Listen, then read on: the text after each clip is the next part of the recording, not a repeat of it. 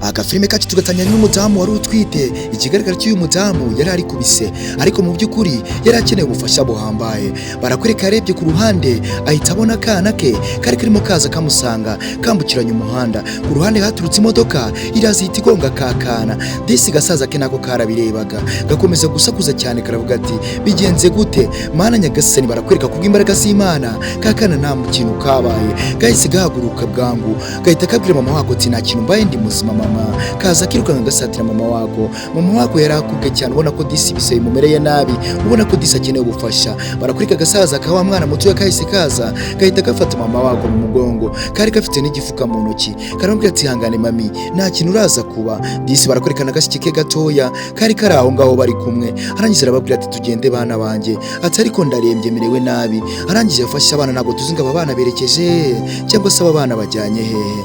Barakurika bakomeje gutera intambwe gake gake bitonze bafata inzira baragenda, ntabwo tuzi ngo aba bana se bajyanye cyangwa se arabasigaye cyangwa biraza kugenda gute. Barakureka kakana kagahungu kari gafite igifuka mu ntoki, ntabwo tuzi ngo iki gifuka cyari kirimo iki. Umudamu yakomeje gufata abana batwara mu ishyamba. Disi ari nako agenda ataka cyane, ari nako nababara bise bimumereye nabi, avuga ko akeneye ubufasha ariko nyagasani ubu bufasha se buraza guturuka hehe. Barakureka Disi yabwiye abana ati nimuguma ahangaha ndaje mbereke ngiye kudeye kureba ko nabona ubufasha. Yo yarazanye abana arababwira ati mwebwe mugwicara ahangaha muhagume nta kibazo ndaza kugaruka kubareba. Barakureka Disi utwana yaratubwiye ati mwicara aho ngaho, arangije witegereze neza. Arabwira abana ati mumbabarire nimuze kuva aho ngaho muze kuntegereza paka ngarutse, ndabinginze bana banjye nimuze gukora ikosa ngo mubashe kuba mwava aho ngaho. Yo barakureka Disi utwana twakomeje kuguma aho ngaho, umudamu akomeza kwiyandayanda ngo arebe ko Disi yaza kubona ubufasha. Arangije hari agapapuro yafashe agahereza umwana, aramubwira ati akira kano gapapuro Disi umuntu uza kuza kubareba muze kukamwereka, nanjye ndagiye ngiye kureba ko nabona ubufasha Disi mbashe kuba nabyara neza. Yo barakwereka Disi yafashe akana ke kagakobwa mu mutwe arakabwira ati mwana wanjye mwiyiteho ndaza kugaruka amahoro kandi biragenda neza. Yo barakwereka Disi umudamu yafashe cya gifuka akuramo agapira kari karimo, aramubwira ati agashuka uze korosa uyu mwana naza kugira ibitotsi uze kukamworosa. Disi barakwereka umudamu yazanye abana babicaza mu ishyamba akomeza kubabwira ati bana banjye mwiyiteho. Yo arangije avuga ati mami ubu se kuko uragiye. Yo akana Disi karamubwira ati mami widusiga tujyane. Yo barakwereka Disi umudamu yakomeje yatangiye kwiyandayanda, utwana dusigara aho ngaho turi gutaka tunarira cyane tuvuga ati mama ntago wabidukora, ntago wadusiga hano ngo ufate inzira ugende udusige muri rino shyamba. Yo utwana twatangiye kurira Disi, akana gato karangije kabwira murumuna wako ati nukuri ati ndumva afite n'ibitotsi atawubwi hambe uryamyeho. Yo barakureka Disi mama we yakomeje kwiyandayanda, umuhaba akomeza gutambuka yitonze ariko ubona ko Disi agategari nako kandi yarababaye cyane. Yo yakomeje gutaka cyane Disi bise byari bimumereye nabi, akomeza kwihuta ari gushaka ubufasha ariko arihangana biyandayanda akomeza kugenda Disi ngo arebe ko yabona ubufasha. Barakureka abana basigaye aho ngaho ndetse na rwa rwandiko bakomeza kuguma aho ngaho mukana gashikike kamubaza ati ese buriya mama araza kugaruka ryari, ati genda ndumva afite n'ibitotsi nshaka kuba niryamiye. Yo barakureka Disi gasaza karabwiye mu rushiki wako ati hangane ngwino uburyamye. Barakureka isa mworosa kagashuka Disi mama wabo yari yamusigiye tumwana naza gusinzira uze gushaka ukuntu umushyira hako gashuka abe yiryamiye. Barakureka Disi agahungu kari kazi ubwenge Disi ubona ko ari gakuru ariko mama we akomeza kugenda ashaka ubufasha. Barakureka Disi akomeje gukora iyo bwabaga akomeza kwihangana arikomeza ariko mu by'ukuri ntabwo byari byoroshye. Yo barakureka Disi yari yanahindanye kubera gutambuka yari anaheruka no kwiyitaho. Yo yakomeje gutakamba akomeza gusenga ati Mana yanjye wamfashije nkareba ko namera neza cyangwa se nakwibaruka n'umwana amahoro. Disi byo gukomeza kumbana ibibazo. Barakureka Disi umubyeyi yakomeje gutambuka ariko afite agahinda afite n'amarira menshi, ubona ko Disi binamubabaje ariko mu by'ukuri akomeza kwikomeza n'umubyeyi aravuga ati n'ubundi nta kundi byagenda reka nihangane ndabasha kugira aya mahoro. Barakureka ntabwo twari tuzi ngo umudamu agiye hehe cyangwa se agiye gushaka ubufasha hehe, ariko yakomeje kwiyandayanda akomeza gutambuka akomeza kugenda ariko mu by'ukuri yari guca mu ishyamba ubona ko rinakaze cyane, utazingira ishyamba se mu by'ukuri araza kurisohokamo amahoro cyangwa se araza kubona ubufasha. Ndagira ngo witegereze neza utaza guhombya ugahomba. Barakureka yakomeje kwiyandayanda Disi nk'umubyeyi akomeza kwishyira amagatege arikomeza ariko mu by'ukuri yarakomezaga kuribwa akomeza guhura n'ububabare buhambaye ariko mu by'ukuri akomeza kwihangana arihangana. Ishyamba ryose yakomeje kurizenguruka, akomeza gukata hirya no hino, akomeza kugenda disi ariko ataka avuga ati mana yanjye mbonye ubufasha cyangwa abona umuntu ufasha. Barakwirika disi umudamu yazengurutse ishyamba ryose birangira agarutse hahandi yatangiriye. Mana nyagasani, kubera ko n'ishyamba arimo agenderamo ntabwo yari arizi, ariko mu by'ukuri kubera iki byamubayeho. Arangije disi arakomeza aratambuka, agahinda ni kenshi, amarira ni menshi, ariko mu by'ukuri nyabona ntabwo yari bubashe kwita yabona umuntu umufasha muri ako kamwanya. Barakwirika disi yatangiye guterera aho ngaho, atangira gukambakamba kuko byari byamaze kumugora kandi byari byamaze kumubana inkazi. Barakwirika disi hari igiti yaraje yisunga akegamaho, aravuga ati mana nyagasani, ubu kuko wamfashije kuki ndi guca muri iki kigeragezo kimeze gutya? Ati ibi ni ukubera iki biri kumbaho mana yanjye, wakwiyenganya ukamfasha. Barakwirika disi yakomeje kwambaza rurema, akomeza gusenga cyane, aravuga ati ndumundi uko byamera kose nyagasani, ndakwinginze mfasha. Umudamu yakomeje gutaka cyane, akomeza kurira kubera ko yari ari kubabara kandi ari kuribwa, yari akeneye guhita yibaruka akana, ariko mu by'ukuri ntabwo byari byoroshye. Barakwirika disi uwo mubyeyi yakomeje kugenda, ariko akomeza gupfukama aravuga ati mana yanjye nunkura ahangaha nzagushima iteka. Barakwirika disi agahinda kari kose ndetse n'umubabaro ndetse disi no gutaka cyane kubera ko yari ari kuribwa, ariko yari yandayanze aravuga ati reka nikomeze no muri nakundi byagenda ndibe ko nabasha kugera ku muntu wamfasha. Barakwirika disi yafunze umutima, akomeza gufunga umwuka aravuga ati n'ubundi uko byamera kose reka nambuke ngende, ariko mu by'ukuri n'ubundi ndabona ibyanjye byanze. Barakwirika disi umudamu yakomeje gutambuka muri rya shyamba, yari yamaze kwiyakira kubera ko ubufasha yari yamaze kububura. Barakwirika utwana disi twari twicaye twanasinziriye, muri ako kamwanya yarazengurutse ishyamba bimuyobeye disi agaruka handi utwana turi. Barakwirika akana kahise kabyutsa agashiki kako, bahita babona mama wabo, baravuga ati mami uragarutse? Twese tunyaruka tuza tuhobera mama wabo, turamubwira ati mami, ati n'ubu umeze gute? Turamubwira ati nakomeze mwana wanjye, ati ni ibibazo gusa nabuze ubufasha, atariko nanze kubasiga, nimuze dufate inzira tugende. Barakwirika disi yahise afata twana twe, afata agasaza ke n'agashyiki ke, arangije disi arabafata arabwira ati muze tugende, bazana na cya gifuka wigisiga, ariko mu by'ukuri uburibwe ni bwose.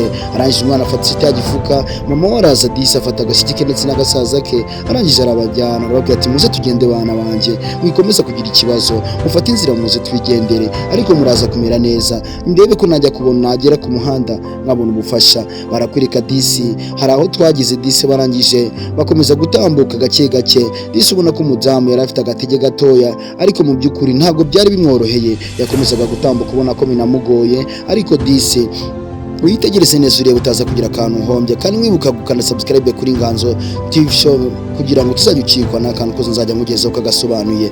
Barakwirika disi umudamu yakomeje gufata abana, aravuga ati bana banjye rero ndabinginze, ngiye kubasiga ahangaha nimuze kuhava, ndabasabye muhagume kugira ngo njye kubasha kuba nareba ko nabona ubufasha, kandi nimara kubona ubufasha ndahita ngaruka kubareba, nimugire ikibazo ndabitaho kandi muraza kumera neza.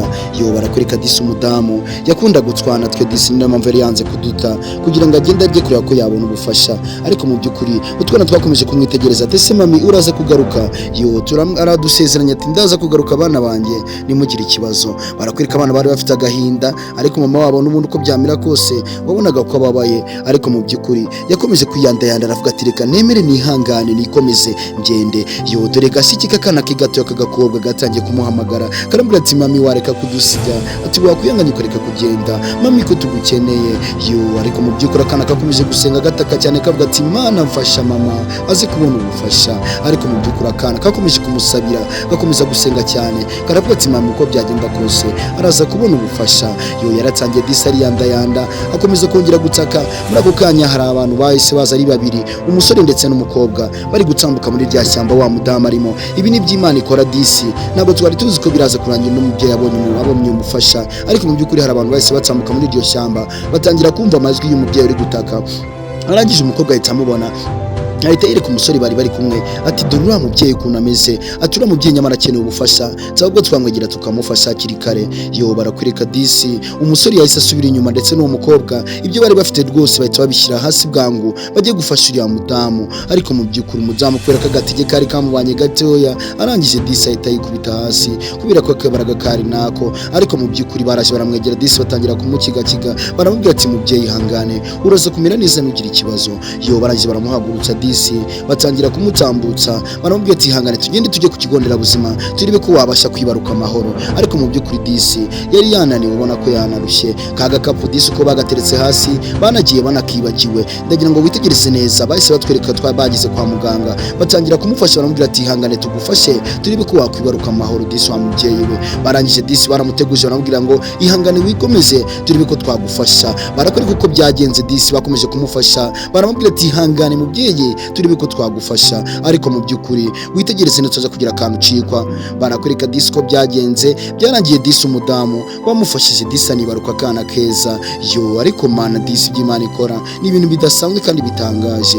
Barakwereka disi wa mukobwa yamaze aterura akana, wa mudamu aribarutse akana keza cyane. Barangiza baramubwira ati ngaha kiraterura akana kawe.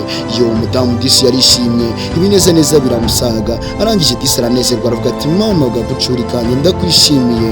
Yo arangije disi barakwereka wa musore wari kumwe na wa mukobwa bari bakoze ibintu bidasanzwe kandi bakoze ibintu bihambaye. Ariko mu by'ukuri ibintu byari ibintu byo gushimirwa kuko bari bakoze umurimo mwiza cyane n'Imana yabahembera. Barakwereka disi bakomeje kumubwira ati hangana use n'uweguka turebe ko twaguhereza ku cyayi washe kunywa urebe ko wakongera ukagarura agatege. Arangije disi umusore aravuga ati uyu mubyeyi yabyaye n'akana keza cyane ni nkako tuzabyara mu minsi iri imbere. Yo arangije disi bari abantu beza babagira neza bamwicayeho baramufasha. Arangije aravuga ati buretse gato mbanze se n'uweguka ntabwo nabasha kubona uko nyinywa bimeze gutya, reka se n'uweguka mbashe kuba nakinywa nitonze. Arangije disi aramubwira ati ihangane mubyeyi uraza kumera neza kandi uraza gukomera kandi biraza kugenda neza. Yo barakwereka disi barabagira neza baramufashije disi abasha kwibaruka. Ese mwakabyara mwe babana biraza guherera hehe? Ndagira ngo witegereze neza utaza guhomba. Arangije wa mukobwa aramubwiye ati ariko wibuke neza ko agakapu twari dufite kariye ngo ndebe ikintu ari mvuye guha turebe ko twamugaburira. Arangije aravuga ati uzi ko nanjye mbyibutse reka nsubire ngiye kukazana ndabizi ko atari kure. Barakwereka umusore yasubiye kujya kuzana kagakapu. Wibuke neza ko bagataye mu ishyamba kandi wibuke neza ko babana bashobora kubigiramo umugisha kubera ko kagakapu n'ubundi kasigaye mu ishyamba kandi babana nabo basigaye mu ishyamba hafi neza ya kagakapu. Barakwereka umugabo yageze muri rya shyamba atangira gusakuza cyane, atangira gutekereza aravuga ati mana yanjye kagakapu ndazi kugakura ko nani no kwibuka n'ahantu twagataye. Barakwereka ishyamba ryose yatangiye kurizenguruka atangira gukata muri ubwo buryo agira ngo arebe ko yabasha kuba yabona. Barakwereka batwetse kuri twababana arazira avuga ati ndanashonje dadi ndanashonje mukuru wanjye musaza wanjye shaka ukuntu wambonera icyo kurya. Aravuga ati hangana uraza kumera neza. Yo babana disi bari bicaye mu ishyamba arangije atangira kumva amajwi y'abo bana bari kuganira. Aravuga ati ndi kumva amajwi y'abantu mo hano ati abo bantu baba baherereye cyangwa se baba barahagana hehe, reka mbashe kuba nategereza neza nakwitegereza neza ndebe ko abo bantu nabasha kuba nababona. Barakwereka umugabo yatangiye kwegera imbere disi akana kari kamaze kanashonje. Arangije umugabo ahita bageraho ahita agera kwitwa twana hano twari duhagaze. Yo aratubwira aza yirukanwa bwangu aravuga ati bimeze bite? Ati mwebwe bite ko muri iri shyamba?